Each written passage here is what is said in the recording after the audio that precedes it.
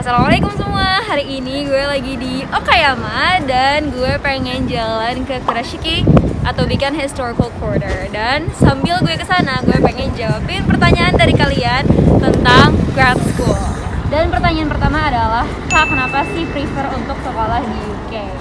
Seperti yang kalian tahu, gue S1 ini belajar di Jepang.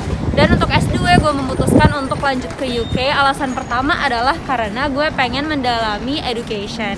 Dan untuk education sendiri di UK itu adalah salah satu hubnya yang besar selain Australia and Singapore.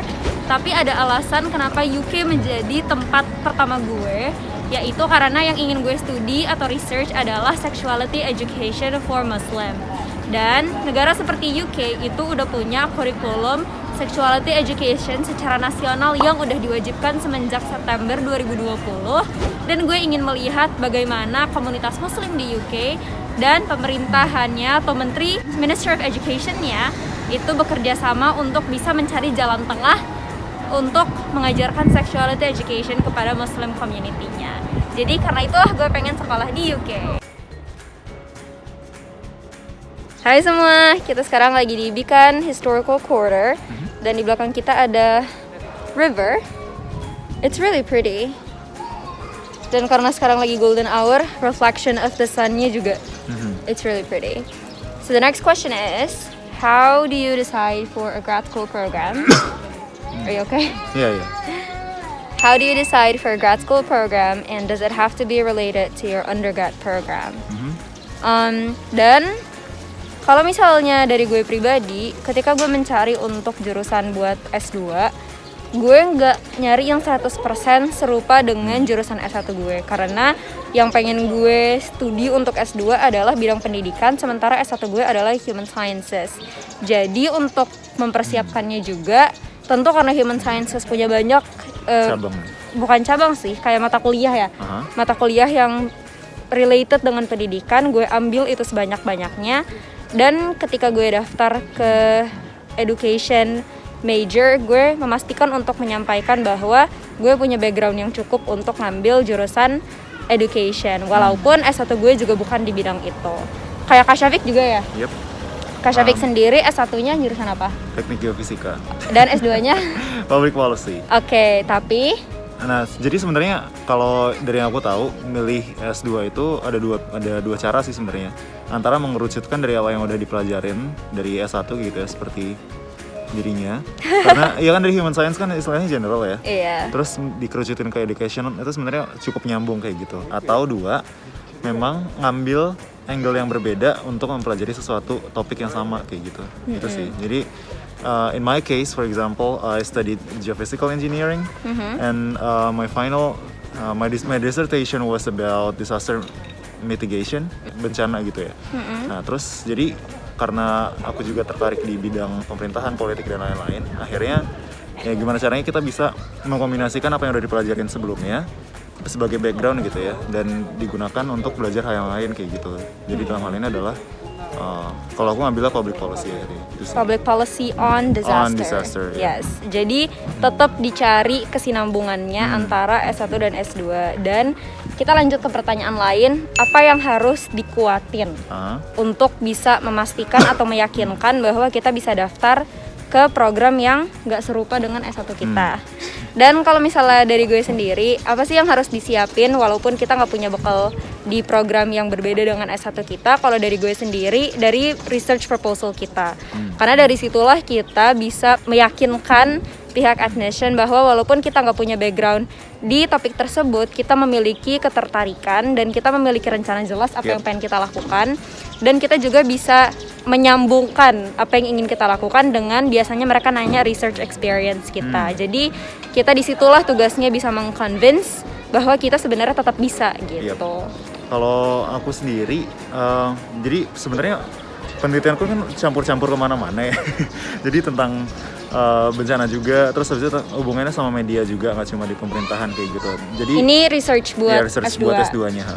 Jadi itu benar-benar mengombinasikan aku belajar S1 apa, terus aku sempat ada pengalaman di kerja di media juga kayak gitu. Terus habis itu memang ada ketertarikan di bidang satunya kayak gitu ya, bidang pemerintahan. Makanya semua dikombinasikan menjadi satu research plan yang berkesinambungan dan istilahnya memang itu programnya cocok untuk belajar di situ gitu.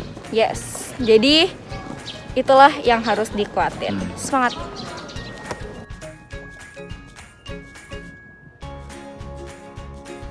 Okay, so some of you are asking why Cambridge and not other universities and why Cambridge. Untuk yang pertama, I did not apply just to Cambridge. I did apply to Oxford and Tokyo University as well. Tapi kalau misalnya kenapa Cambridge, gue di sana itu ada satu program yang namanya Education and Development and International Globalization, something like that. I'll put it up here. Dan alasan gue memilih jurusan itu adalah karena studi yang ingin gue lebih teliti lebih jauh adalah tentang sexuality education, dan menurut gue sexuality education adalah satu aspek atau satu bidang yang belum terlalu diteliti di banyak developing area seperti Indonesia, lalu banyak Southeast Asian countries, a lot of African countries, dan itulah yang ingin gue bawa. Dan menurut gue sexuality education juga menjadi semakin penting dengan perkembangan globalisasi, di mana kita semua semakin mendapatkan konten yang mungkin tidak 100% sejalan atau bahkan contradictory dengan budaya kita. Jadi perlu ada solusi untuk mengatasi the transmission of that kind of information dari all over the world. Nah, kenapa gue milih Cambridge juga? Karena yang pengen gue kembangkan adalah satu smartphone application yang bisa meng-guide orang tua untuk mengajarkan anaknya tentang pendidikan seksual. Dan di education programnya Cambridge, mereka juga ada research center khusus untuk bidang teknologi untuk mengembangkan edtech. Jadi itulah alasan kenapa gue memutuskan untuk daftar di Cambridge salah satunya. Kita sekarang lagi ada di Okayama Castle. Ini sekarang ada di Akazunomon, which means an open gate. And I think it was named that way because it wasn't opened back then, but it got destroyed for a little bit and then got reconstructed, and so this is the current form. Nah, pertanyaan selanjutnya adalah, Kak, berapa lama sih mempersiapkan untuk daftar master? Sebenarnya ini different from person to person, karena yang perlu dipersiapkan adalah dari essay, terus abis itu surat rekomendasi, English proficiency test, mungkin GRE kalau kalian daftar di beberapa universitas yang memerlukan hal tersebut. Kalau gue pribadi mempersiapkan dari awal tingkat keempat, jadi semester 7. Tapi tentunya kalian bisa mempersiapkan dari tingkat 3. Gue nggak menyarankan mempersiapkan mengambil tes seperti IELTS dari tingkat 2 karena tes-tes tersebut itu expired setelah 2 tahun. Jadi kalau bisa tingkat 3 atau tingkat 4 mulai dipersiapkan, tapi kalau misalnya belajarnya aja itu sedini mungkin.